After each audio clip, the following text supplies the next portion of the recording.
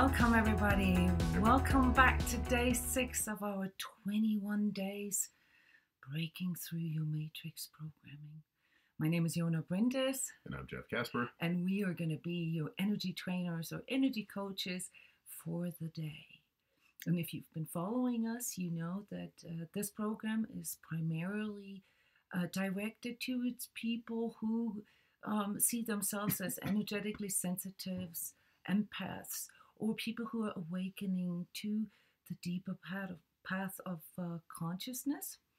And so some of the approaches that you will learn here are not necessarily what you're used to from other 21-day programs. All of these lessons that we are sharing with you here are aligned to a program that we have at TRANSCODES called the Sacred Self-Healing Program.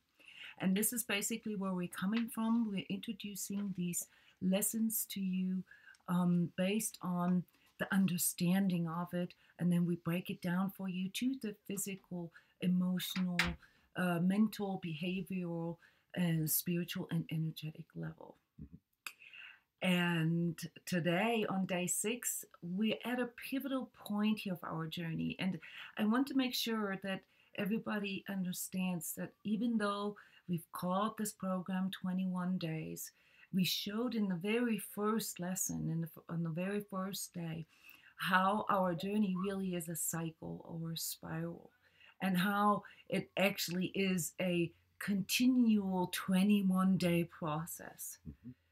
And this is really important to tune yourself into the idea that it doesn't matter if you are on day 6 or hour 6 or year 6 of your journey, whatever it is that you have identified as your true purpose or your true desire to transcend. And the reason why I'm calling this a pivotal day or a pivotal part of your journey right now is because we have to bring in the spiritual component now in order to move past our pre-programmed, hardwired, autonomous nervous reactions, okay, the stuff that makes us human, the stuff that we all experience in one way or another. In order to break through that, we cannot really use the tools of the very layer of resistance that we are running into. So we have to introduce a broader picture, a larger view. And this is why we call day 6 vision. And I want to define vision for you here just real quick, because there's different ways of looking at it. Of course, there's a visual perception that we all have, and that is bound to our senses, and that's what we see. And then there's the vision that we have in our mind's eye, you know, the inspiration that allows us to look into the future based on, you know, our personal ability, you know, to transpose what we are experiencing right now into the future. And then there is the inner vision, which is what we at TRANSCODES here primarily work with, but not so much to single this out and to just work on the inner vision, which can be an ego trap as well, but to learn how to merge this with your vision, with your perception of your physical reality. So you will often hear me or Jeff talk about or write about the discrepancy between the physical reality, maybe your emotional reality, your mental reality, your spiritual reality, and actually your energetic reality. So on these different layers of perception, we perceive and experience things differently. And that's really the main message here of this program is the attempt, let's put it this way, to put this together for you.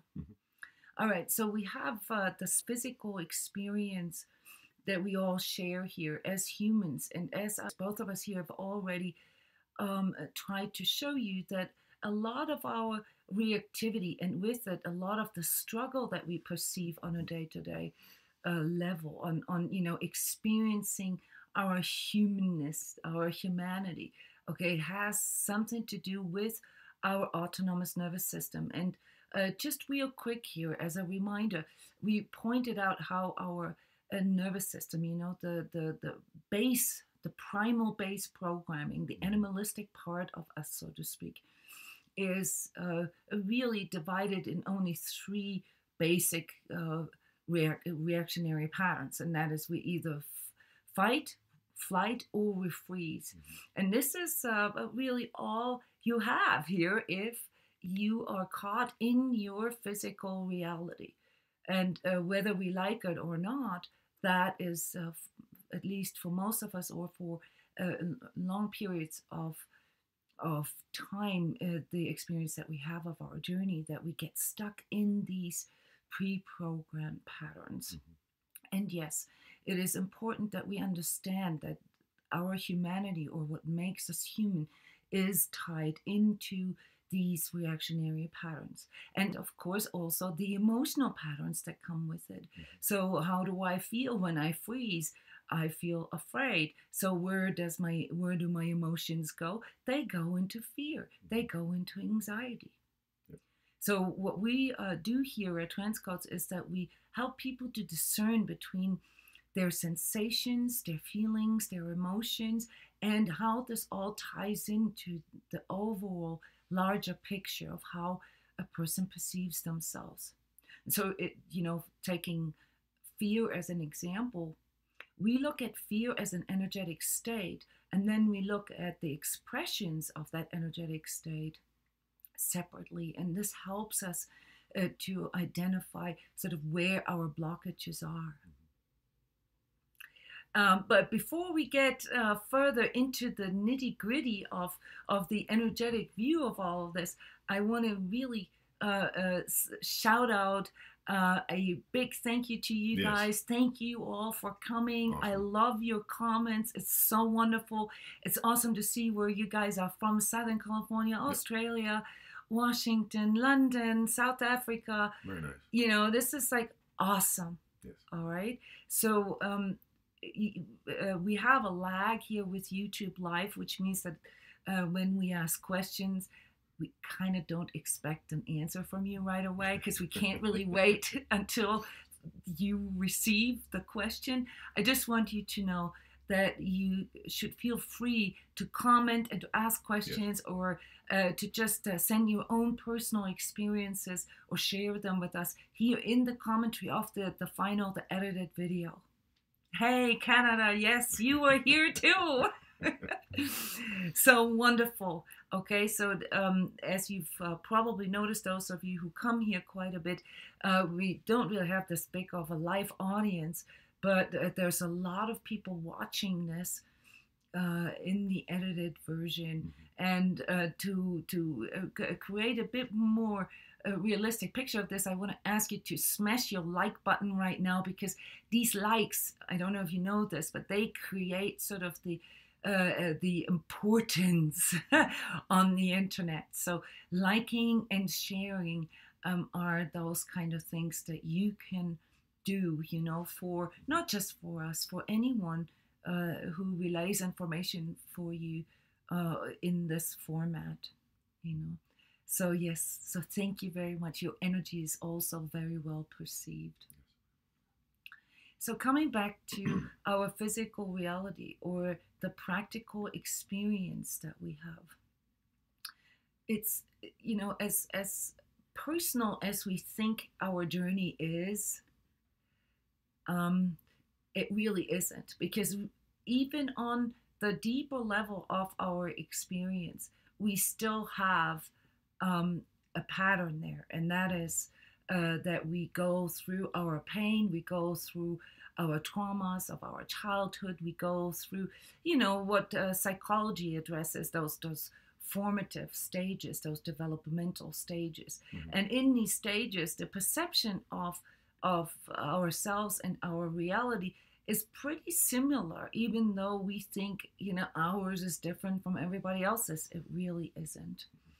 Not to diminish your personal experience, but I do want to point out that there is a commonality in our experience, and for that I've created here a little sort of humorous view on how we all experience our journey in the early stages. And it begins with, oh, I'm okay, like the innocence that we talked about in the past couple of days, and also often the ignorance. Mm-hmm. And then comes a point in our life where either through magical or karmic forces or whatever, the world seems to conspire to make our life a struggle, to make it difficult for us. Things aren't working anymore, basically, like they were. Yeah. Well, and not that they have worked so well before, but we couldn't really tell because Right. we were so immersed in the experience, right, that we were just trying to survive it. Mm-hmm. And this is the level of the physical experience, okay? This is like being completely caught in the experience of what it is that you're going through, pain and fear and anger and all these states that we briefly brushed on the other day. And then, of course, comes the contextualization. And in these early stages of our journey, our ego will immediately jump in and try to contextualize the causation. Where does this come from? Why? Why me? Why now? Why? Why is this so hard? And with the typical attachments that come with that, namely the justifications of the ego. That's because I'm a victim. That's because, the world is so bad. It's all conspiracy theory. It's everybody. Yeah. Yes, it's unfair. Life is unfair. Life is hard, and suck it up. And it's everybody else responsible, or everything else responsible but me. That is kind of like if you compare this, and I don't mean this in a judgmental way, with the ego of a 4 or 5 year old, is like everything is caused by the outside. It's all mom's fault, and this is a natural experience. Okay, so don't beat yourself up over this. Accept that this is part of how we all go through our awakening process. And then comes, depending on how bad our struggle really is, and some of us have had quite a big portion of struggle, trauma, and suffering in their lives. And by the way, I find that quite interesting that it is, or that it appears that people with the most struggle really end up in these really deep states of understanding consciousness. All right, so there's a karmic component too that leads us here as energy workers to believe that the more we go through struggle, the more we get prompted by our true self to really work on this. All right, and of course, not everybody goes through this smoothly. So there is this place on our journey here when we see the world as bad, as hostile, and really everything is against us. And this can drive us into depression, into anxiety, and into insanity almost, because there is no way out. It does not make any sense. The ego cannot make sense of that because it just all seems so useless and futile. Then comes a place in our journey, and we are about to enter this stage. This is when we begin to see the fallacy of our ego, and when we begin to, at least theoretically, agree that maybe it's all just subjective, and maybe, I have been, or my ego has been, my biggest enemy. And some of that came forward yesterday when we were observing, sort of really how limited our perception can be when we are in certain places, and how important it is that we have a place within, an internal place that can help us to balance this back out, to bring this back into harmony. Mm-hmm. And so we move from the world is so bad to I am bad, and then suddenly, and this is what we try to, align you to and give you hope for, okay? There is a place when you realize, like, wait a minute, this is really just my ego's churning. And if I can let go of all the resistance to my journey altogether, I can actually out vibrate all this. I can transcend this. This is really the essence of the word transcendence. And while we want to bring you or guide you into a slightly more contemplative state today, I do want to remind you that we will break it down for you into practical implementation here at the end, in about 10 minutes. All right. So stay with us. We're going to go and illuminate some of these more conceptual spiritual views, only to help you to bring these back together. So when you get to this place that you realize the futility, so to speak, of your resistance, okay, you're not quite there yet. All right, this is where, day 6, year 6, phase 6, whatever you want to call this, where a lot of people quit. Remember, this is the difficult phase here, because there is no way to make sense, and it is so much easier to go into victimhood. Or go back into the mind or your emotions. It's so much easier to fall back because those are known very well. Yes, and remember, they're repetitive. The ego likes what's familiar. Not necessarily what's good for you, not necessarily what is making you feel loved or fulfilled. The ego likes what it knows. And so it will talk you into staying in the old, because that feels much more controllable. Well, there's an old joke that the ego will take 95% insanity and 5% normal, because that way it gets what it needs. It stays in there. So just know what you're doing right now by facing this, by going into this. It makes massive changes if you're willing to stick with it.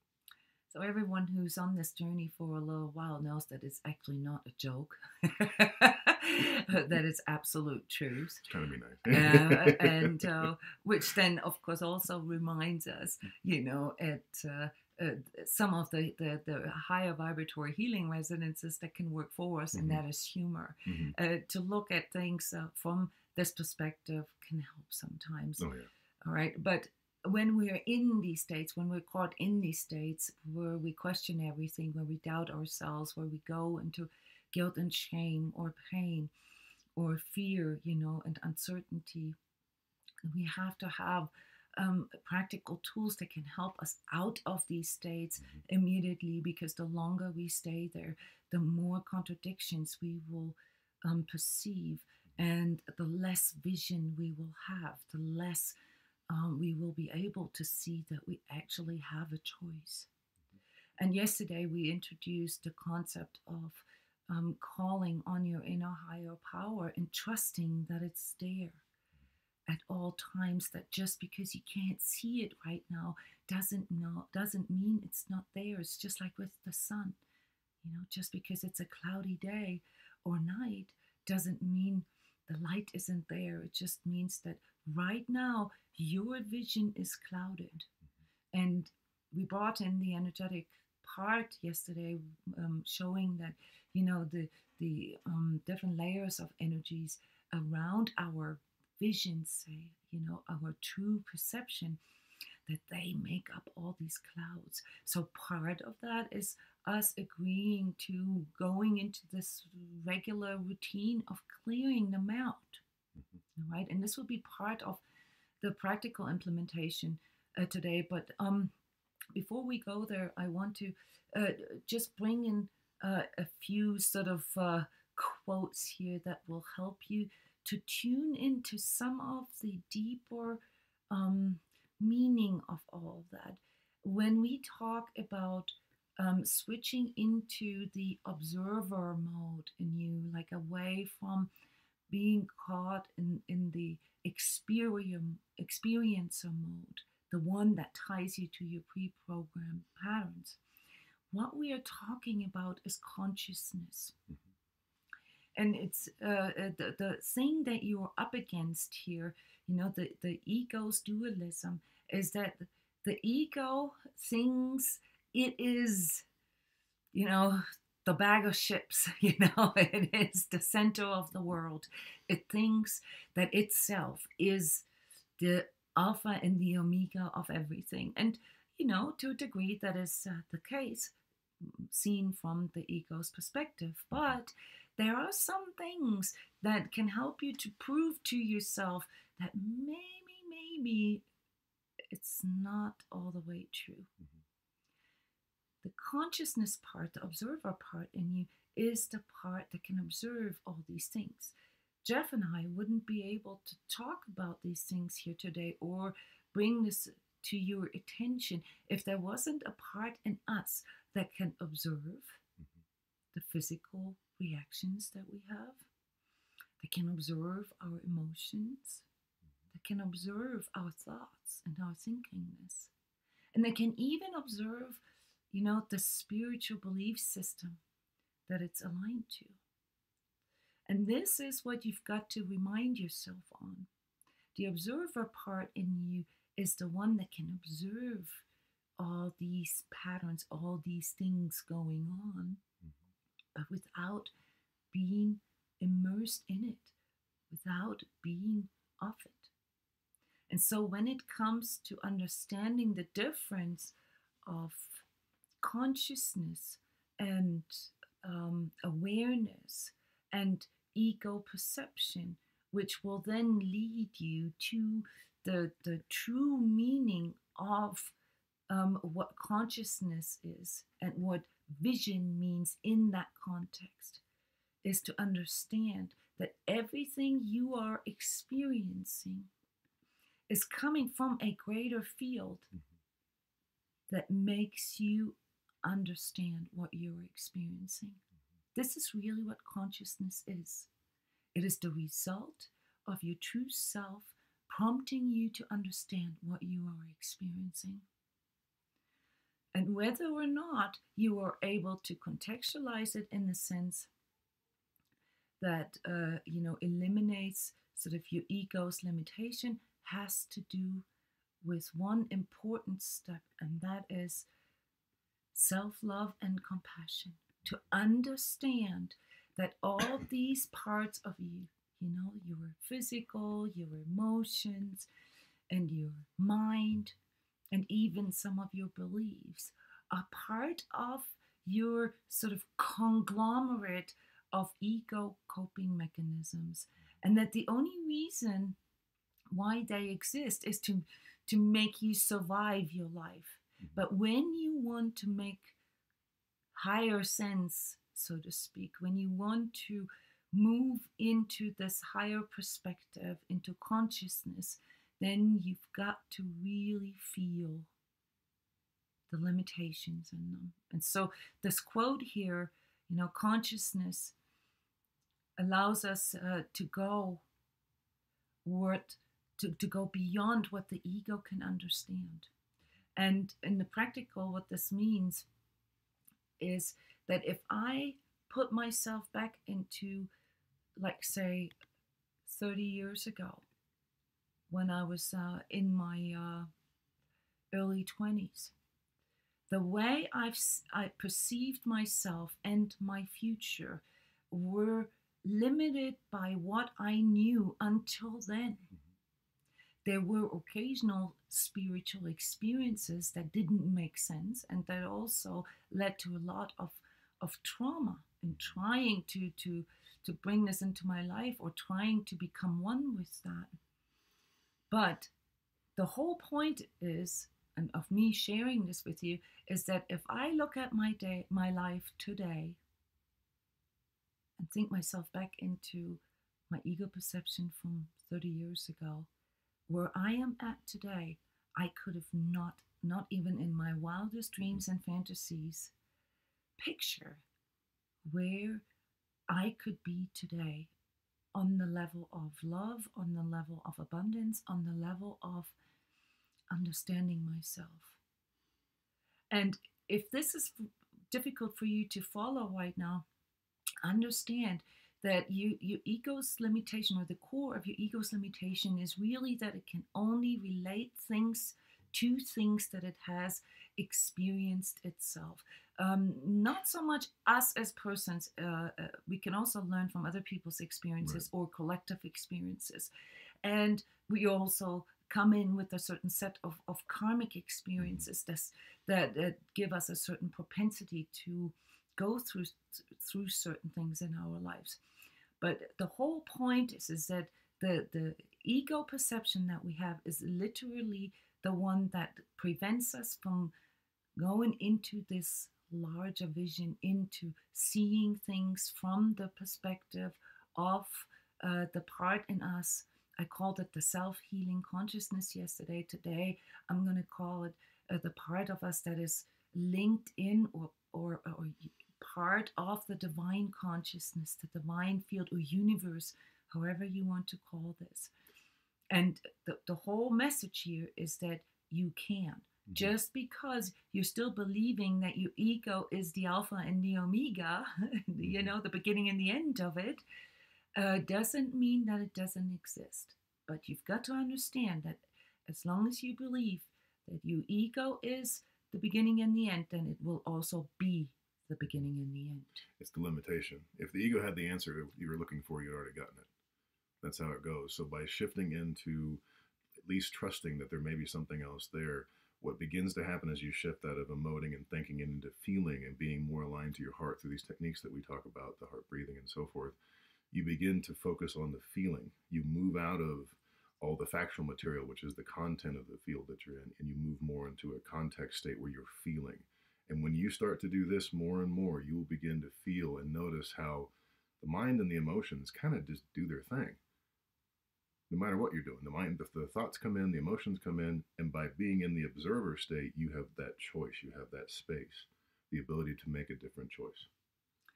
Right, and observer, let's not misunderstand this as sort of dissociated, yes. Looking at it from the outside. This is usually where the ego mind goes with it. Mm-hmm. It says, oh, okay, no problem. You know, I can observe my neurotransmitters go into this and I can explain all this.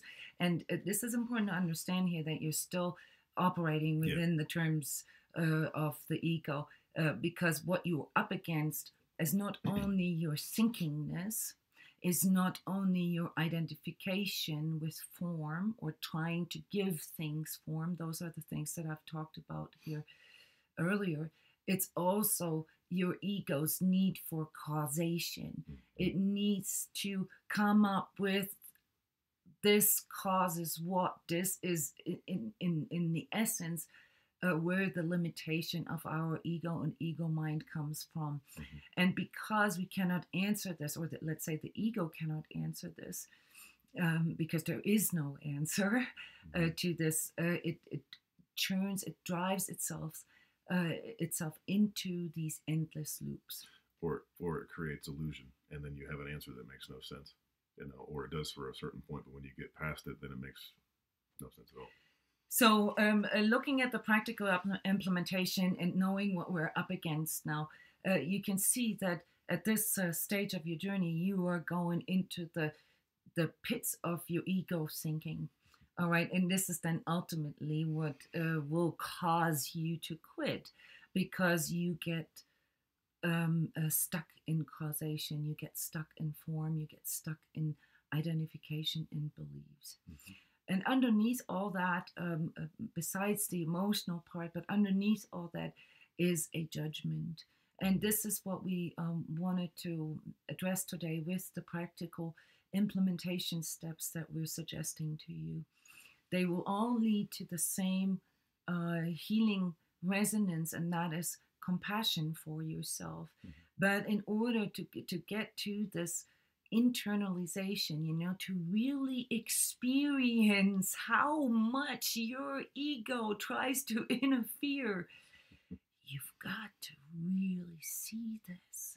You've got to understand, and no judgment intended here, but you've got to understand the insanity of your ego trying to make sense of the unsensible, trying to give form to the formless, trying to give cause to who was there first, the chicken or the egg. You've got to feel this. You've got to experience that pain.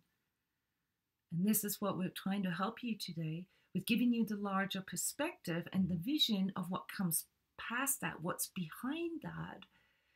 but to send you into the experience of really feeling the futility of your ego mind.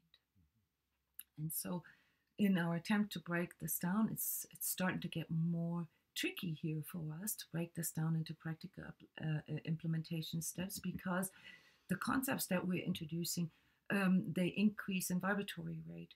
So by day 21, when we talk about devotion, we will barely be able to use any of these practical implementation steps, because things become a lot simpler. But here we are still in the phase where we take things apart, only to put them back together for you, so that they can begin to go into harmony, out of the fragmentation into inner harmony, into inner fusion. So on the physical level, and we've given you a little bit of food for this here. What we want you to focus on at this stage or this day is to decouple from your physical sensations and to observe, like how your body reacts to things before you even realize what is going on. All right, this is something important to experience. You can, dissociate from your body as much as you want to. It will still do it. And dissociation is actually something that leads to the fragmentation again. It's a coping mechanism of the ego. So I don't, like how we talked about breathing through your pain yesterday, this has something to do with it. But here I want you to specifically focus on your physical sensation. When you go into pain, focus on your senses. What is it actually? Break it down. Use your mind. Your mind is good at this. Like, ooh, I'm feeling this. I stumped my toe. Ooh, like first you feel it like just as a shock, and then you feel it like moving from your toe into your leg, and then you begin to observe sort of this whole conglomerate of emotions where you get angry at the chair that you just stumped your toe at, and then your mind is like, who put this chair here? Whose fault it is, right? Yeah. And then, your belief system will come. It's always like this. Every time I want to do this, this happens, I want you to really experience that kind of chain reaction. And it's pre-programmed, guys. This is not conspiracy theory. This is like how your body functions, all right? And then on an emotional level, really catch that anger or that fear or that pain, when it comes up, and, go beyond just allowing it and just say, okay, it's okay. I understand, sure, this is painful. Yes. Acknowledge how, what your emotions are signaling to you. Say, yes, I am in pain. Yes, I am in fear. Yes, I am angry. To just go into this acknowledgement of it. This helps you to align to your emotional and energetic reality. And then on the mental level of implementation, the task here is to understand that thinkingness as such is something you cannot stop. I don't know, have you ever had issues with learning how to meditate or learning how to quiet your mind? 20 years it took me to be able to meditate, and only because of one thing, because that was the last barrier that I had to remove out of my belief system, and that was that when I was first introduced to meditation, somebody said to me, all it's really about is making your mind stop thinking. And that sent my mind into a 20-year loop of trying to not think. I hope you can see the humor in this and the insanity of that.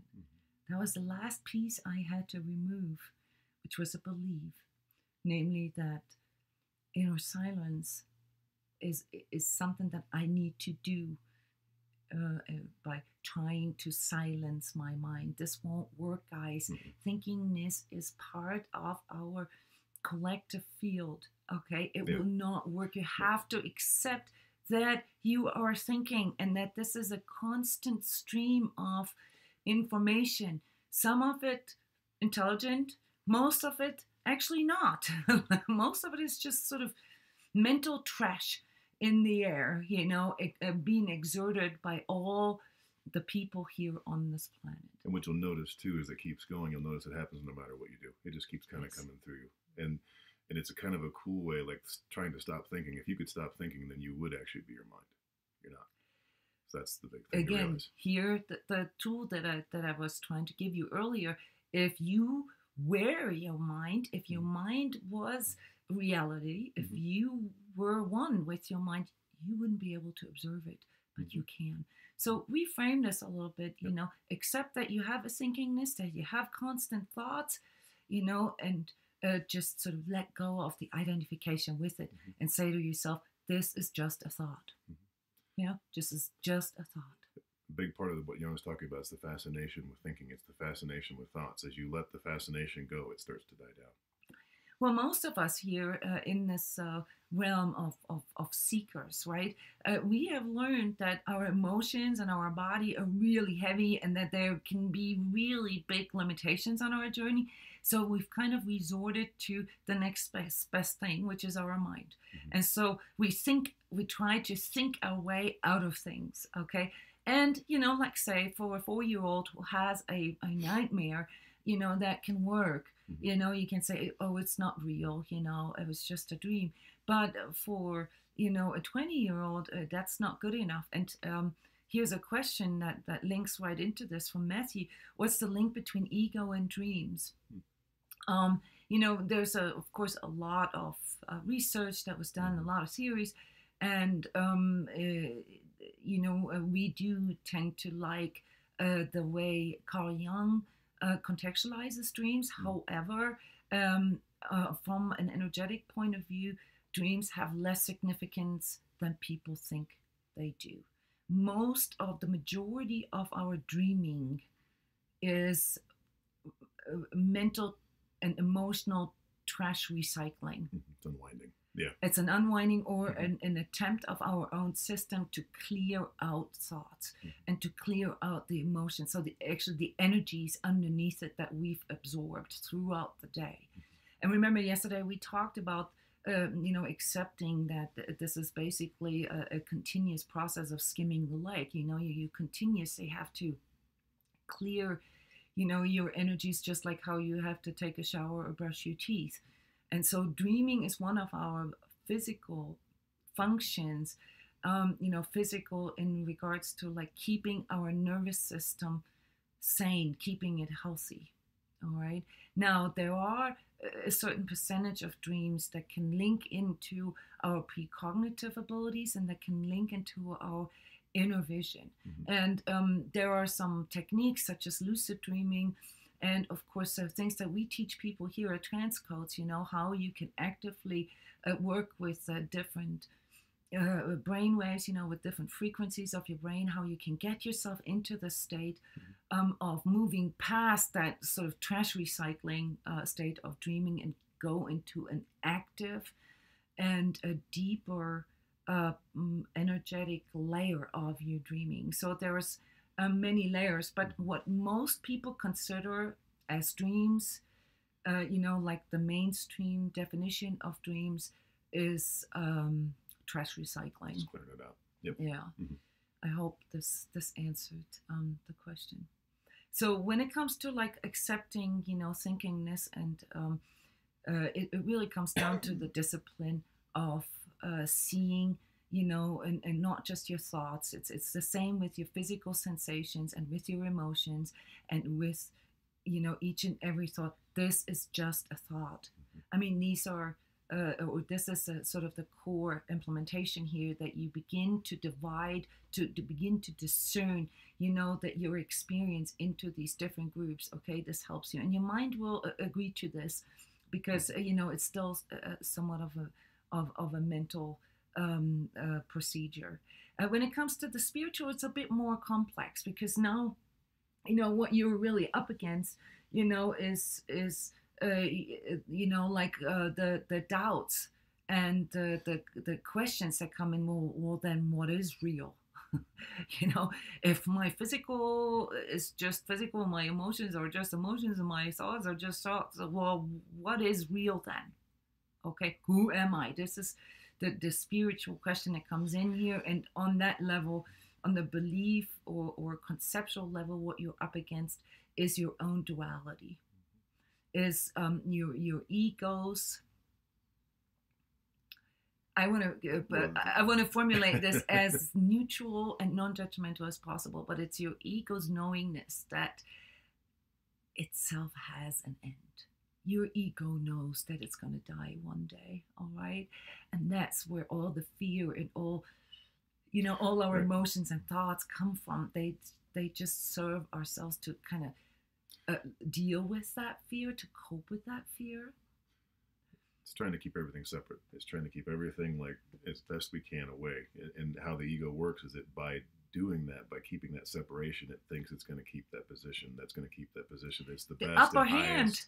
Yes, exactly. So it can control the experience. Right. Okay. So this is why, on the spiritual level here, all you can really do is to accept that there is a duality in you. There's a dualism in you, and that is the dualism of being an infinite soul in a finite body. Okay, and it is really just the ego, which is the conglomerate of all your coping strategies with reality that creates a contradiction there. If you actually go in there and just accept, okay, yeah, I can see, how that's a bit of a conflict. Mm-hmm. My ego knows it's going to die one day, or my body does, and all that, but my soul kind of knows it's not. And so we begin to understand that big part of our spiritual journey is really about the reconciliation. Mm-hmm. But this reconciliation of our inner duality cannot happen if we cannot reconcile with our physical, our emotional, and our mental attachments alike. So we've got to learn how to reconcile on these more primal, fundamental levels of our existence before we can actually go into the larger concept. And this is where many of us spiritual seekers have gone off stray a bit. We resorted to our mind, and we resorted to the conceptual exploration of all these higher spiritual teachings and theories and so forth, but without the groundwork, without the foundation to actually experience this for ourselves. So all we can really resort to is what other people talk about, or what they describe, or what they write about, but it's really all just secondhand stuff. And secondhand always means that it comes from the outside. And this is where your ego's attachment to externalizing the world, to externalizing reality comes from. So here we're going pretty deep into the rabbit hole already, but only to show you that there's a lot more beyond that. Mm-hmm. Okay, and from an energetic standpoint, you're actually dealing with something even more technical and unexpected, and that is that everything that you cannot reconcile, on the practical, then has an effect on your energetic, and that then causes the manifestation of your struggle again. So for those of you who still wanting to believe in causation, it's a loop. It's not a one way. It's not like this causes that. That's linearity. That's why our ego latches on to this sort of timeline type of thing here, because of what happened to me when I was 10 years old. That's what no, it's actually a circle. So, what happened to you when you were 10 years old set you up for a certain way of perceiving your world, and that then manifests, sends a feedback signal, and it ends up being this Möbius strip that many of you have probably seen before. So to get past the dualism on an energy work level, we recommend people to go into the safe space, into the heart space, and really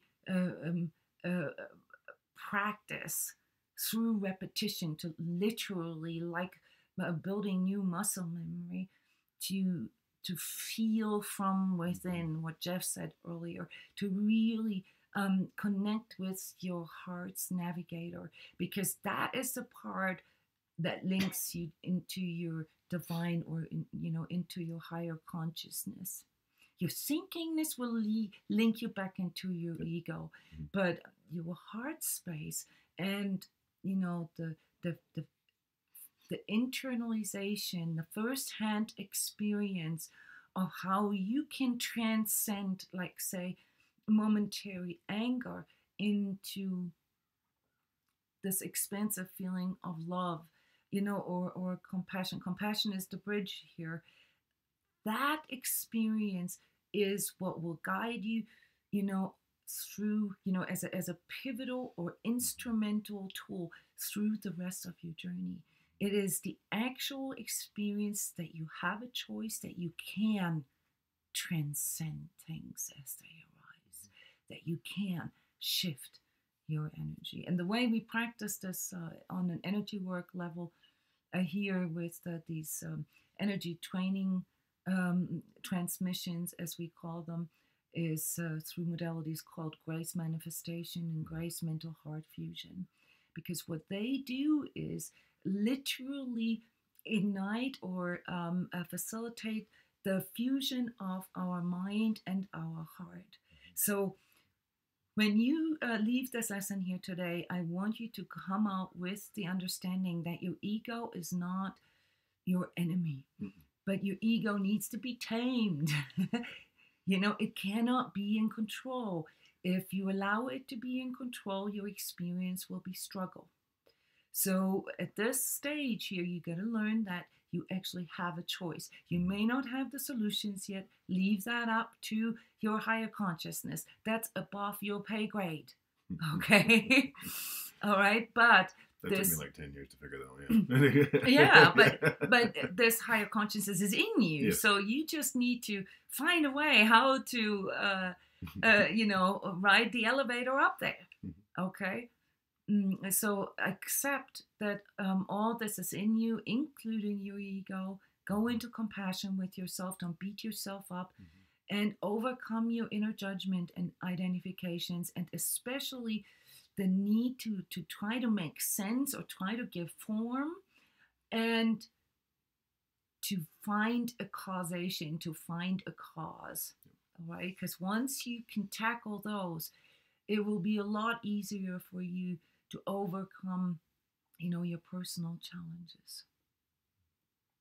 Your homework for tomorrow will be something, it will be a discipline from the Course of Miracles, actually, and that has to do with vision / perception. So we're dealing here with the qualitative differences between perception and vision, right? And I want you to really tune into this while you're doing all these other implementation steps of deliberately looking at certain things, maybe items in your world, in your house. Like, say, take the lamp, and you're looking at the lamp, and observe, like we suggested, all your physical sensations, your emotional, your mental, maybe memories of this lamp, where you bought it, or what it means to you, or who gave it to you. I mean, there's a bunch of reactions that will happen in you without a split second. And while you're observing all of this, I want you to basically repeat to yourself, this is a lamp. This is just a lamp. A lamp.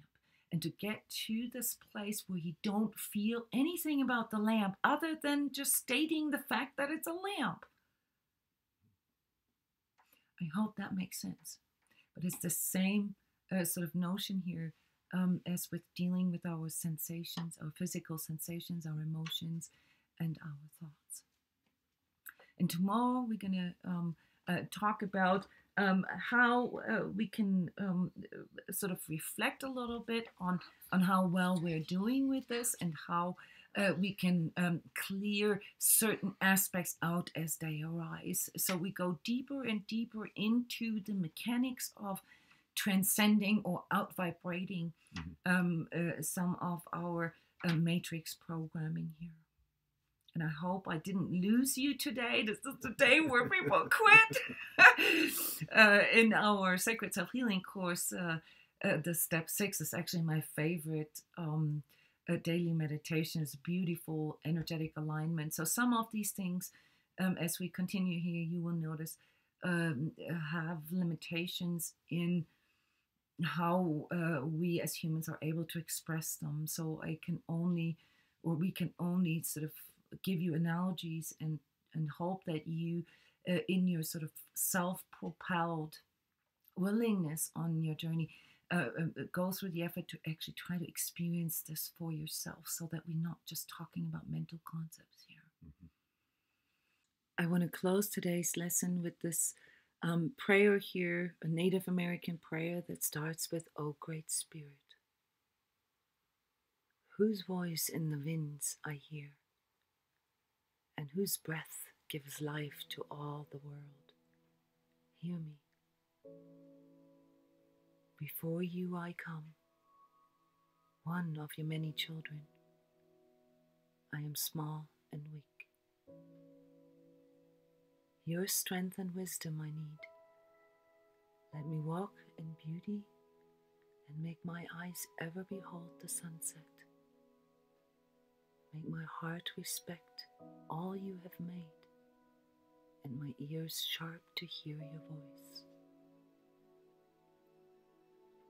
Make me wise, that I may know all you have taught my people, the lessons you have hidden in every rock. I see strength, not to be superior to my brother, but to fight my greatest enemy, myself." All right. Looking forward to seeing you guys for tomorrow's step 7 called reflection. And I want to thank you again for watching. This turned out to be a little longer one. And thank you for all your beautiful comments, sharings, and questions. Bye-bye, everyone.